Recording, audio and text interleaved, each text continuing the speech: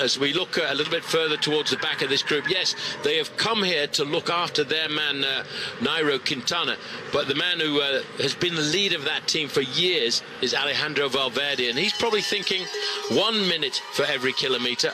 I could win the stage and the jersey.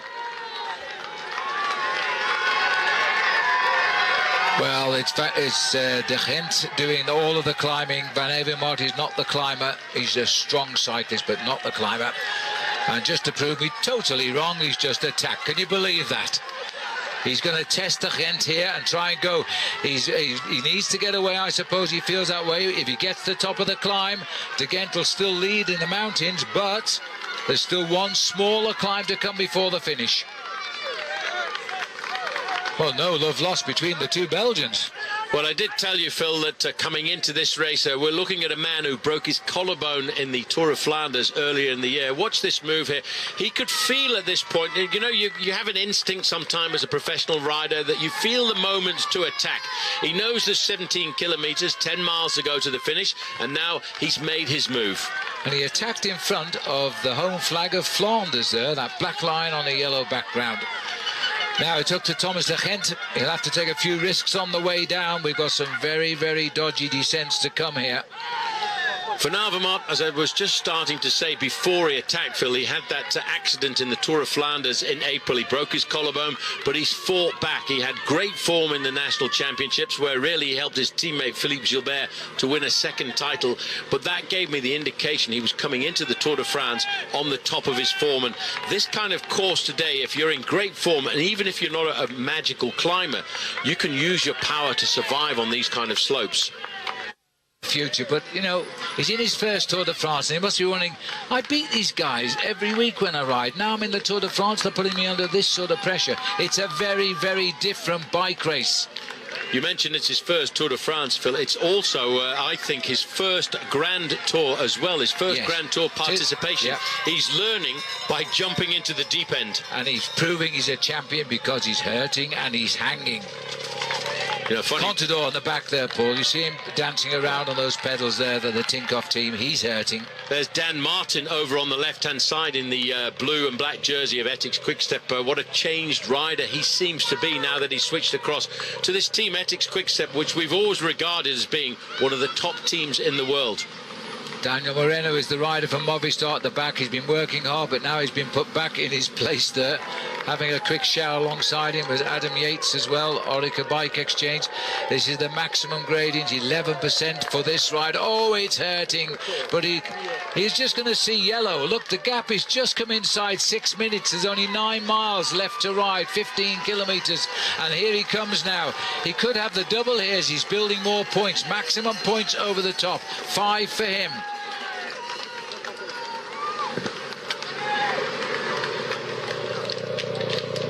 Well, it now looks like they're starting to pull back riders one at a time. That's Romain Sicard just over on the left-hand side in the black and yellow jersey. He was in that early group of 9 riders. And isn't it funny how a few moments ago it looked as if Movistar were all in control. But now, once it's come to the crucial part of this stage, they've mustered the troops for Team Sky, and they are now dominating the pacemaking behind the leader.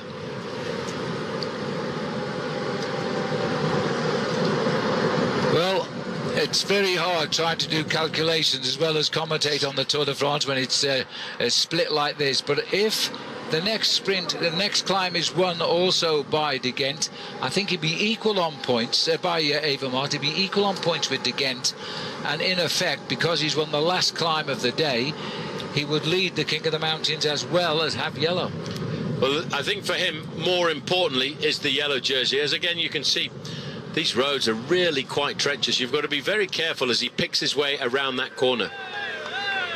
15 to go for Majka and the Huzarski. 2 Polish riders here. And Huzarski's hurting a bit. This is the tough man. 3 times ridden in the Tour de France. 1 time the King of the Mountains. 3 times a stage winner.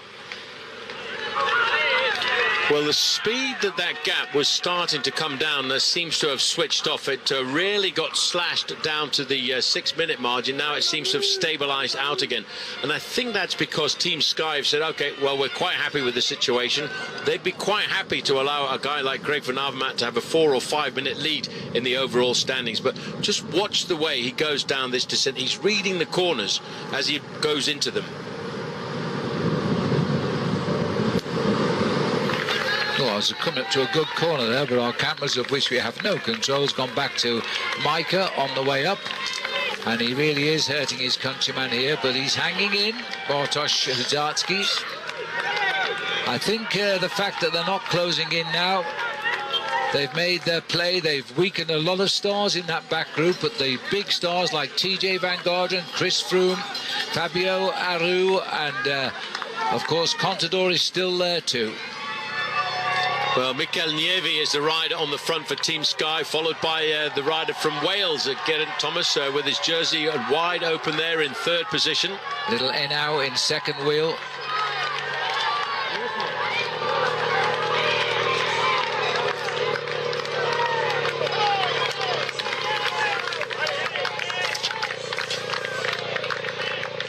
We're picking them back. This is Vachon coming from the breakaway.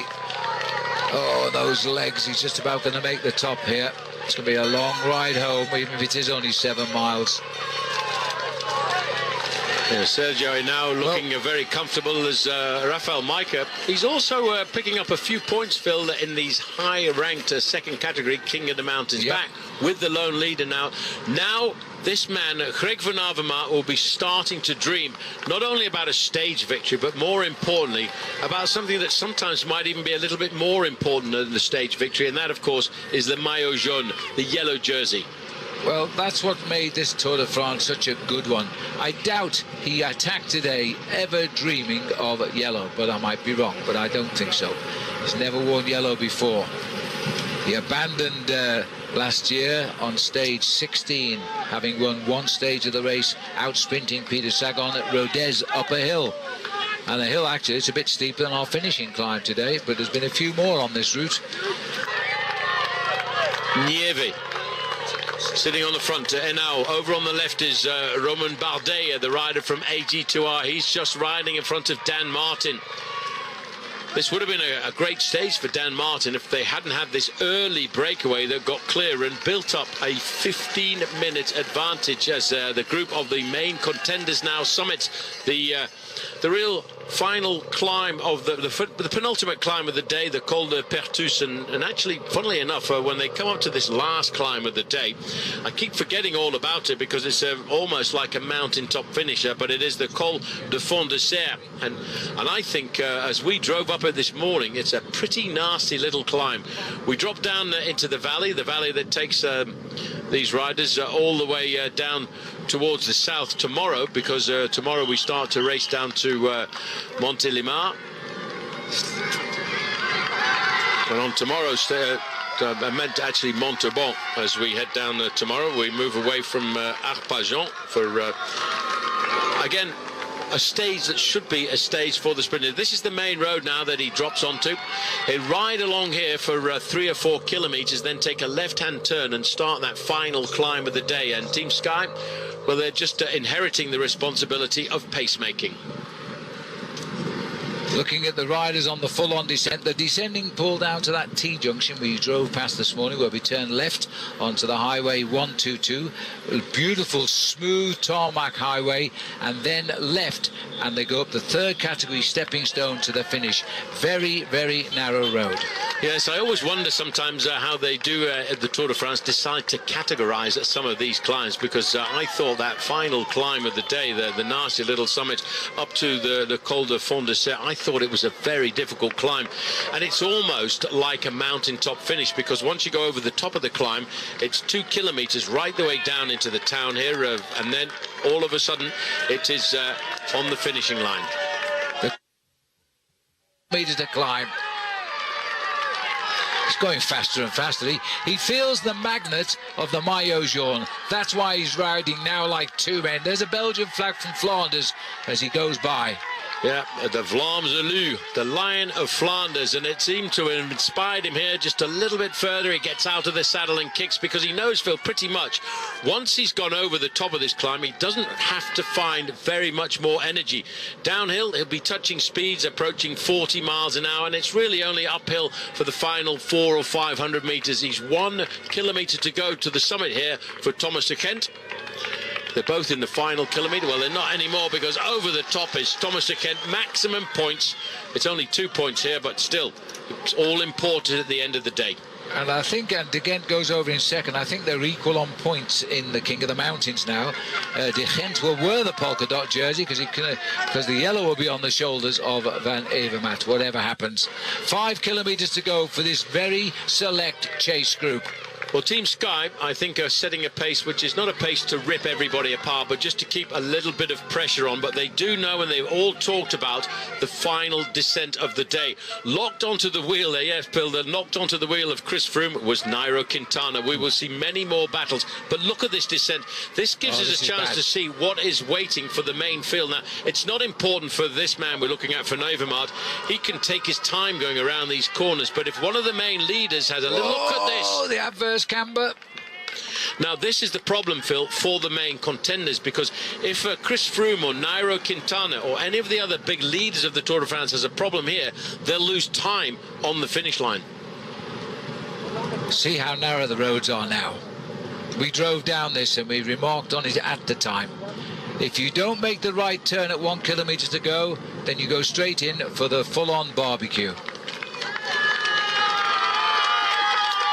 I suppose the big advantage that the main contenders have had is most of them actually came across. This is one of the stages that they came out and did a reconnaissance on. They will know this descent.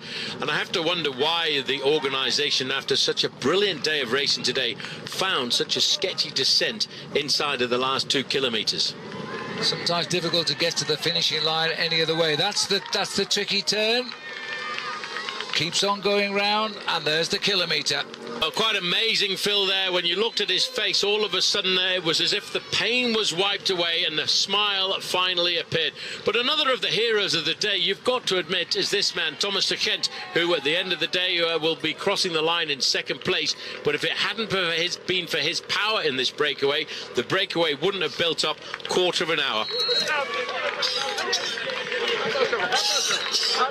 Barguet here, Barguet rather, who's gone.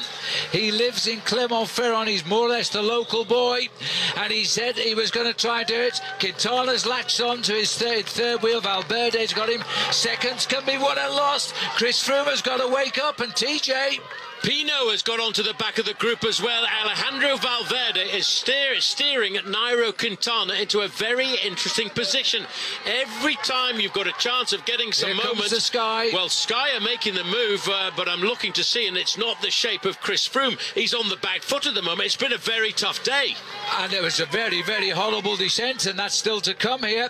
This could be very dangerous for the race as they come down to that 1 kilometre sign. And this is a great move by Movistar, and he's put Contador in trouble. Number 31 there, Alberto Contador. He just can't get out of the saddle anymore, Phil. He's nursing himself around this race, and he's going to lose time at the end of the day. He's riding lopsided on the bike. He is struggling with that injured shoulder, which is on the right side. Movistar, Contador's just gone over the top, and this is not the descent for nervous people. Quickly there, that was Rafael Maica there further up on the road, but this is a very cheeky little move there by Alejandro Valverde, and the man in second position. We go back to the second place finisher on the stage, Thomas de Kent. Thomas de Gent, second place for him on today's stage. A 1-2 for Belgium, 2 different teams. They've had a wonderful day out. Yes, he would have loved to have won, but hey, second place is pretty good. Brilliant ride by him. He lost a good chunk of time over the last few moments, but that's not really important when you're crossing the line in second place. Well done, Thomas de Kent, but more importantly, what is going to happen on the descent? We've seen the little acceleration coming here, and Nairo Quintana said before the start of the Tour de France, any day, any stage is a stage where I want to grab a few seconds here or there. Well, this looks like Grifko now drifting back here. The peloton is speeding down on this very, very nasty stretch of road. Well, they need to pay attention because it is a very tricky, technical and narrow descent through the forest. And I tell you, it makes it much more difficult when you're in and out of sunshine like this. And the man who really saved Chris Froome there was Sergio Anayo, the rider from Colombia and Team Sky. He never panicked, but he dragged Chris Froome back into contention. Well, one after another now, they are in desperate trouble here at the moment. The number 107 here is Serge Powell. He was in that breakaway. Still, it looks like Valverde come forward here, and he's not going to give up right until the very line. They're inside the final kilometre. Look at the way Valverde looks over his shoulder just to make sure that Nairo Quintana is on his wheel. This is a great thing to see. A former brilliant, well, he's still a great champion, but he's working for his mate, and they're putting time into Contador. Well, Contador is coming back after that descent. He's got the right turn coming up, and remember, he'll lose seconds if he doesn't get onto the back of this line of riders. Valverde has come to this Tour de France to guide Nairo Quintana to victory, and that's exactly what he's doing today. He put Froome in on the defensive, but Froome has come back, as has TJ Van Garderen. As has Richie Porte over on the right-hand side. TJ Van Garderen is on the left-hand side. This is Rafał Majka coming up towards the line, and a great tip of the hat to Huzacki. A very good ride by Huzacki. That's an outstanding ride for the Bora rider, but it's the Polish champion who will take third. At least I think he's third, because we can't keep up with where everybody is, but I think it's third for Majka. And so that's some consolation for Tinkoff, who've lost the race lead today with Peter Sagan. Former King of the Mountains and a three-time stage winner, third today for him. What a terrific day of racing. Huzacki better go for it because they're right on him. And Majka better watch out at 150 metres to go. Well, that's Dan Martin who's leading them home there from the Ethics Quickstep in the blue, and he's just ahead. It looks like Alaphilippe has recovered. Martin gets in, Alaphilippe just behind. So Alaphilippe's going to keep his young rider's jersey. Now there is a gap here, and there is Contador. I think he'll lose 3 or 4 seconds. No, that was Kreuziger. That was Kreuziger at the back coming across the line there. Contador is further down the road. And these gaps will all be separate times. Once the gap of a second, they change the clock. So he's losing time, but what a fighter he is, Paul. He won't give up, but you have to wonder how long he can nurse his injured body through these next few stages. What a great ride by Alberto Contador today. I don't think he's telling us the truth about his injuries. I think he's really suffering. But he's in, and he only conceded a few seconds. Well, that was Matthias Frank coming in there as well. Well, this is Serge Powell, who went straight through the group and is now bringing up the rear. Look at the time on the clock. Well, we will have a new leader in the Tour de France tonight. His name will be Belgian. He's from Lokeren and is Greg van Avermaet. A great victory by him, 2.5 minutes ahead of another Belgian, Thomas de Gent. And the Belgians will climb to the top positions in the overall standings on time and in the King of the Mountains as well. So the mountains of Cantal have had a good story to tell on the Tour de France today, and we're only stage 5. From second to 10th, but not from first to second. 5 minutes and 11 seconds now, the buffer for Greg Van Avermaet. Then Valverde, Rodriguez, Froome, Barguil, Quintana, Aru, Roland and Martin. All those riders are separated by just 6 seconds between the lot of them from second down to 10th place. So it's tight amongst the men that we think can win the final yellow jersey. For those of you in New Zealand watching, I've just seen George Bennett go across the line. Young Kiwi from Nelson, who's riding for the Lotto NL Jumbo team, who I think will be a little bit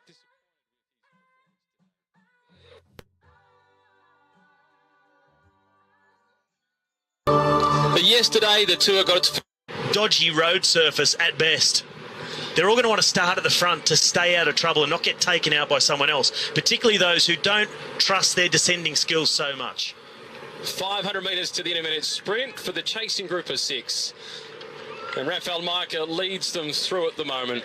In terms of that race back in the main group, the reason so adamant in agreeing with you with the amount of time that they will lose is for the Tinkoff team, now that it looks certain that Peter Sagan won't be able to defend the yellow jersey, they won't be amping the pace up at all, and they'll try and make this another relatively comfortable day for Alberto Contador. The slower it is in the main peloton, the happier Alberto Contador will be. Roman Sikar is the rider from Direct Energy that now goes through to the front. One of the teammates of Brian Cocker, who finished in second place yesterday. Former under-23 world champion Roman Sikar, and he won that title in 2009 in Mendrisio, the same year that Kidal Evans won the elite men's road race. It is warm. Cyril Goutier's got the jersey unzipped, and he doesn't have an undershirt on.